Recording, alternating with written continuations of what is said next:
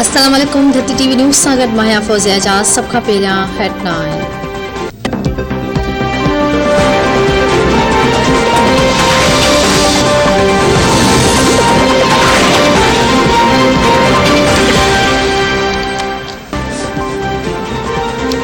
Corruption साबित थिए त क़बर मां बि लाश कढी लटकाए छॾिजो।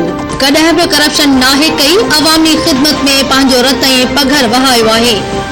बरतानिया जी एजेंसियुनि बि मुंहिंजे हक़ में फ़ैसिलो ॾिनो। मुस्लिम लीग नून जे सदर शहबाज शरीफ लाहौर में मीडिया सां ॻाल्हाईंदे चयो आहे त नेब जा वकील ॿुधणे में न ईंदा आहिनि, न ई जवाब ॾींदा आहिनि। नेब न्याज़ी गठजोड़ में हिकु थी विया, पर मूं ते हिक पैसे जी करप्शन बि साबित न करे सघिया।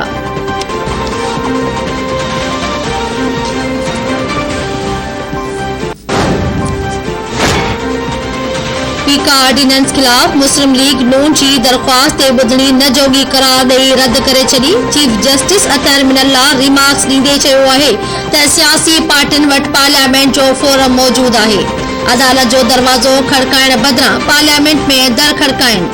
आर्टिकल 79 मूजिब पार्लियामेंट मेंबर ऑर्डिनेंस खे रद्द करे सघनि था।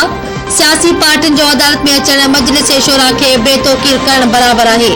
सियासी पार्टियूं गैर ज़रूरी मामला अदालतुनि में आणण खां पासो कनि।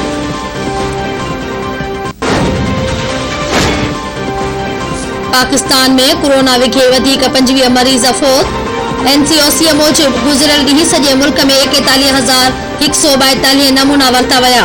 वधीक 1,122 नवनि केसनि जी तस्दीक। हाकारी केसनि जी शरह 2.7% रही। सॼे मुल्क में 1,186 मरीज़नि जी हालत ॻणितीअ जोगी।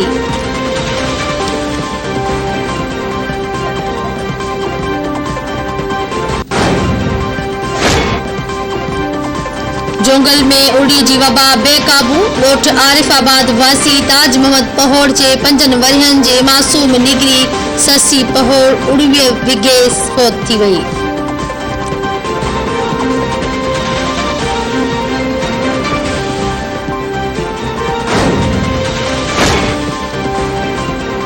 मटियारी में शाहपुर दरपुर थाणे जी हद में पोरित जो घर मां फाहो खाधल लाश जी सुञाणप ॻोठ लियाकत फारम वासी 28 वरनि जे कालू कोलीअ तौर थी।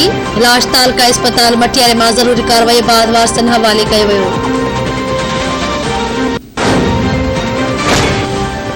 रूस यूक्रेन जे चेर्नोबिल एटमी प्लांट ते कब्ज़ो करे वरितो। यूक्रेन जे सदर व्लादिमीर पुतिन ज़ेलेंस्की पारां जंग जे पहिरिएं ॾींहुं 137 माण्हुनि मारिजण जी तस्दीक।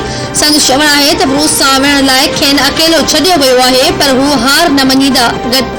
गुज़िरियल ॾींहुं रूसी फ़ौज जे कब्ज़े मां हेठि आयल कैफ़ी एयरपोर्ट जो कंट्रोल ॿीहर हासिल करे वरितो आहे।